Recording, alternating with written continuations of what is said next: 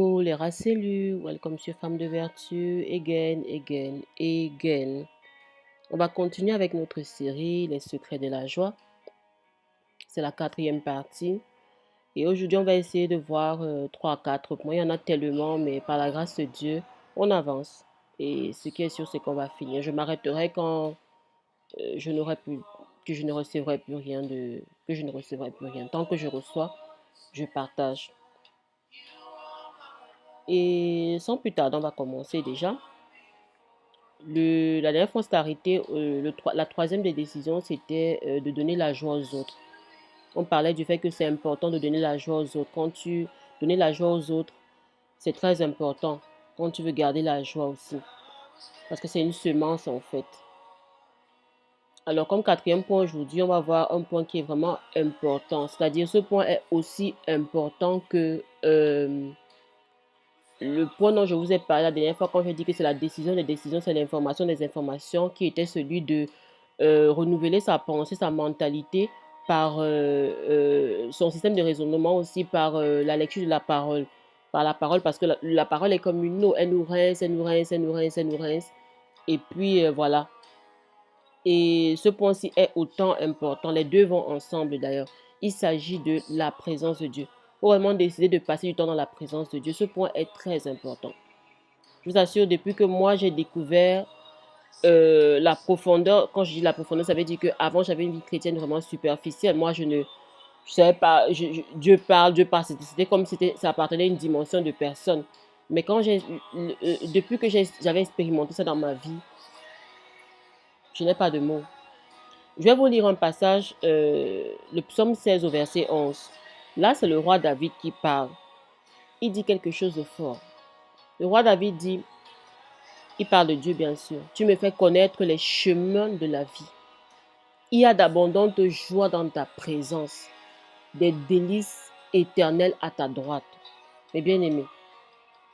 D'autres versions disent, donc à la place de, il y a d'abondantes joies dans ta présence, d'autres versions disent, euh, il y a une plénitude de joie dans ta présence. D'autres versions encore disent, il y a un rassasiement de joie dans ta présence. Waouh, waouh, waouh, waouh. Et c'est fort. Je vous assure, comme c'est dit là, c'est comme ça que c'est. Dans la présence de Dieu, il y a une joie qu'on ne peut pas expliquer. Bien aimé, je vous invite vraiment à passer du temps dans la présence de Dieu. Surtout quand ça va avec la lecture de la parole, donc le renouvellement de la mentalité. Et là, quand tu vas dans la présence de Dieu, tu n'as pas besoin de protocole, de plein de choses. Juste toi, le Seigneur, c'est un rendez-vous divin. La parole de Dieu. C'est waouh. C'est waouh. C'est fantastique. C'est vraiment fantastique. Il y a un passage, c'est le psaume, je crois, 37 au verset 4. La parole dit, mets ta joie en l'Éternel et il comblera les vœux de ton cœur. Mets ta joie en l'Éternel et il comblera les vœux de ton cœur. Mes bien-aimés, dans la présence de Dieu, quelque chose se passe. On doit mettre notre joie en l'Éternel. Passons du temps dans sa présence. Vraiment, c'est un point qui est très important, j'insiste dessus.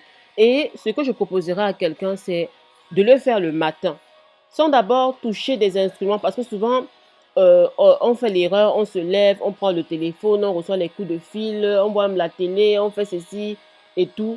Puis on va prier la nuit, je ne sais pas. Chacun a son programme et tout. Ce n'est pas que c'est la règle du siècle. Mais vraiment, moi, je vous assure, il y a une différence entre la femme qui se lève, elle prend son téléphone, elle va sur les réseaux sociaux, elle tape les commentaires, elle reçoit les longs coups de fil, elle commence la journée et puis à 1 heure là, elle pense à Dieu.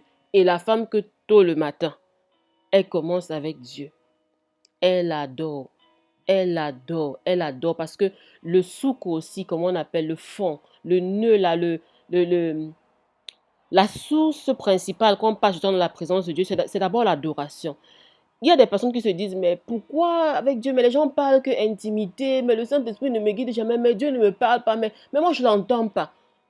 Alors que je passe du temps dans sa présence, peut-être c'est que quand tu pars dans sa présence, c'est seulement pour lui demander les choses. Commence à l'adorer. Passe le temps avec lui, tu l'adores. Tu le contemples. Tu dis comment il est grand. David que vous voyez là, c'est un roi qui avait les moyens. Il avait alors beaucoup d'argent. C'était un roi. Mais vous allez vous rendre compte, un passage comme celui-ci, il en a plusieurs comme ça dans plusieurs psaumes. Il explique presque la même chose. Toujours, donc il avait une manière de vanter Dieu, de parler des choses de Dieu. Je ne sais pas si le mot c'est vanter, mais de parler des choses de Dieu de manière extraordinaire. Il pouvait s'accrocher sur ses biens, mais c'est en l'Éternel qui trouvait sa force. Et je vous assure, il vantait ça dans plusieurs passages, il parle comme ça, il dit, il contemple, il dit plein de choses du genre. Et quand vous voyez déjà Dieu, qui est le plus sage des sages, que on n'a rien à lui enseigner, dit qu'un homme comme David est un homme selon son cœur, bien aimé, il y a quelque chose. Et ce qui est sûr, c'est que l'un des points principaux ou l'un des motifs principaux pour lequel le Seigneur a dit ça, c'est parce que David l'aimait. David, c'est un adorateur. Parce que David aussi a commis l'erreur que nous connaissons à Bathsheba, jusqu'à tuer le mari de Bathsheba. Mais David, le Seigneur a dit que c'est un homme selon son cœur. Il s'est repenti, bien sûr. Ce n'est pas pour encourager quelqu'un parce que le péché est péché. Donc, pour dire que David était un adorateur, il aimait Dieu au-delà de la richesse qu'il avait. Dieu avait une place. Dieu voit celui qu'il aime. Il faut aimer Dieu, il faut passer le temps dans la présence de Dieu, il faut dédier du temps à Dieu. C'est vraiment un point très important. Je m'attarde beaucoup dessus parce que j'assure c'est aussi important que le renouvellement de la mentalité. Les autres, ce sont des décisions, c'est important et tout, mais quelqu'un peut prendre toutes les décisions du monde. S'il ne renouvelle pas sa mentalité, s'il ne passe pas dans la présence de Dieu, mes bien-aimés, ce sera dur pour lui. Je dis dur comme le caillou. Donc, passons du temps dans la présence de Dieu. C'est très important. Je vais passer. Moi, je voudrais aussi dire un truc encore de ça. On est passé au prochain point. C'est que moi, je vous assure, il y a des fois même, la journée n'est pas allée comme j'ai prévu. Je n'ai pas pu faire les choses le matin. À un moment, l'Esprit de Dieu me tire. Moi, je sens que là, il faut que je m'arrête. Et tant que je ne m'arrête pas, je suis mal à l'aise. Donc, c'est comme si quelque chose me réclamait. Il faut que je parte dans la présence de Dieu. Et quand je parte là, directement, il y a une connexion, c'est fabuleux. Je sens que j'ai besoin de ça. On peut appeler ça comme on veut. C'est mon rythme, c'est mon école, c'est mon grimba, c'est mon. Je dis l'autre là, il y a quelque chose dedans. Il faut passer du temps dans la présence de Dieu, mes bien-aimés. Je prends vraiment du temps sur ce point, c'est un point important. Un autre point qui est aussi important, c'est de prendre conscience que l'inquiétude ne sert à rien. L'inquiétude ne sert à rien, mes bien-aimés. L'inquiétude ne sert à rien. Je parle des choses que j'ai vécues parce que je ne suis pas ici par hasard. Quand Dieu demande de parler, il veut changer les vies, il veut faire quelque chose. Et quand je dis l'inquiétude ne sert à rien, c'est que ce sont des choses que je sais de quoi je parle. J'ai vécu ces choses-là. L'inquiétude ne sert à rien. On peut se poser la question même ici entre nous, nous les sisters. Toutes les fois je me suis inquiétée, ça m'a fait quoi? Ça m'a donné quoi? En fait, s'inquiéter, c'est comme si tu prenais ta joie, ça se mettait dans un coffre, ça peut plus s'égarer quelque part. Quand tu reviens à toi, maintenant, c'est là où, comment on appelle ça? C'est là où maintenant, quand tu reviens à toi, c'est là où tu retrouves ta joie. L'inquiétude ne sert à rien. C'est comme si tu garais ta joie. Donc, il ne faut pas être inquiet. Le Seigneur nous dit dans Philippiens 6 au verset 4, ne vous inquiétez de rien, mais en toute chose, demandez-moi, demandez-moi. Même si à quoi, même si à quel feu, on passe seulement dire à Dieu, papa, ou comme moi j'aime souvent lui dire, où je suis là, moi je ne suis rien, où. Oh mon Dieu, si tu me laisses même un tiers, je suis fini, une seule seconde, c'est toi ma force, c'est toi tout pour moi. Je mets seulement ça entre tes mains. Je vous assure, l'inquiétude fait en sorte que tu peux me mettre une personne, tu passes dans la présence de Dieu, tu renouvelles ta mentalité, ok? Quand tu entres dans la présence de Dieu, il te réconforte. Je sais de quoi je parle. Il te dit des choses. Quand tu sors, 1 heure, tout va bien, tu es bien recherché, tu viens de sortir de sa présence. 1 h 30, tu es déjà encore dans la même inquiétude, tu es encore dans le même tourment. L'inquiétude ne vient pas de Dieu. Dieu ne veut pas qu'on soit inquiet. Quand tu sens l'inquiétude trop te secouer, sache que ça ne vient pas de Dieu. C'est le vent de l'autre côté. Ce n'est pas Dieu qui t'amène ça. Donc l'inquiétude ne sert à rien. Comme pas de la femme vertueuse dans la parole, au Proverbe 31, verset 27, on dit que elle se rit de l'avenir.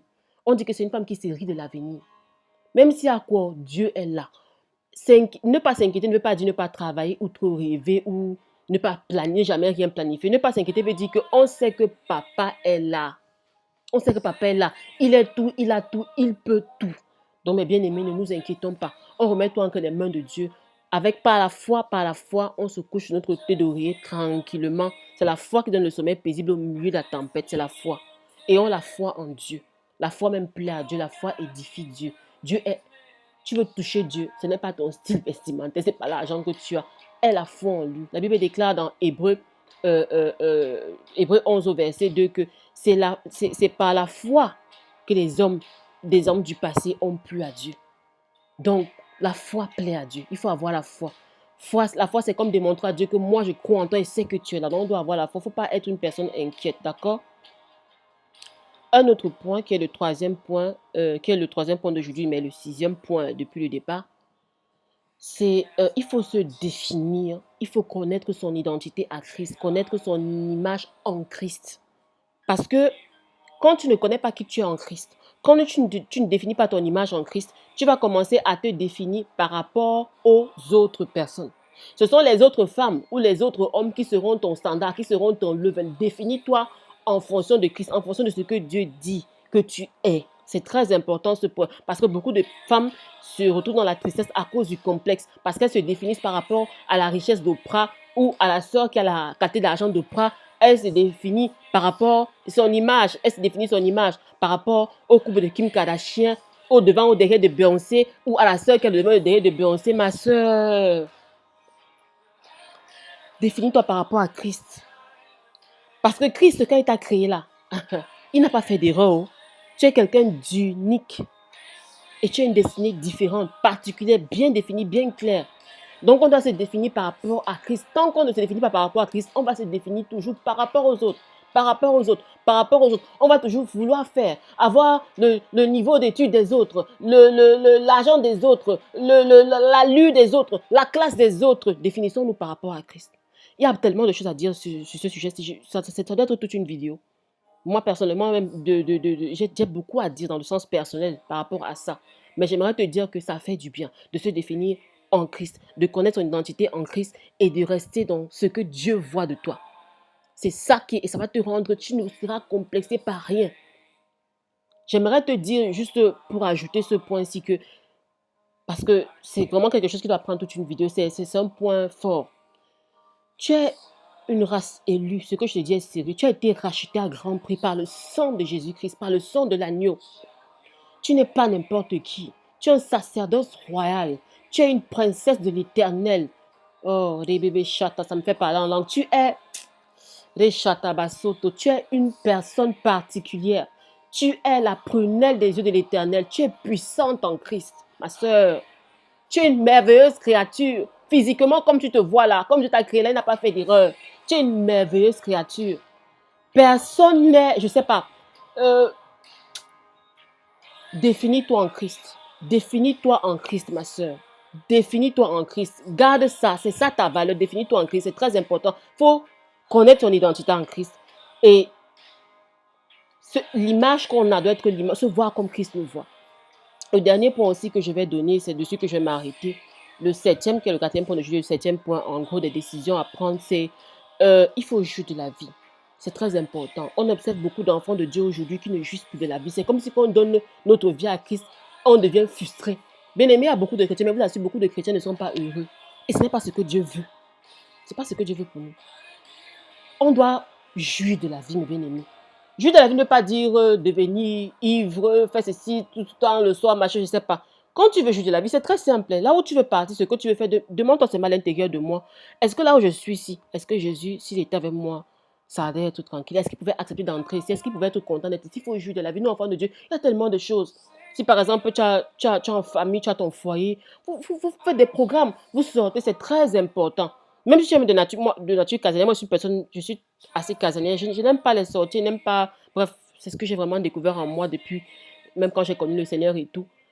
Je suis quelqu'un comme ça vraiment. Je peux rester, moi ça me gêne pas. Mais ça ne veut pas dire que je ne vais pas m'amuser. Moi j'aime bien être avec la famille, avec. Il y a tellement de manières de s'épanouir. Je ne vais pas demain commencer à assister à quelqu'un ici à te dire que fais comme ça, fais comme ça, fais comme ça. Chacun a sa manière d'épanouir, chacun a sa manière de faire. Il faut faire ce que tu aimes, il faut t'épanouir. Il faut se réjouir de la vie. Même qu'il se réjouissait, il y a des moments, et aussi des moments qui sont des moments bien, il faut se réjouir. Donc je vais m'arrêter sur ce point.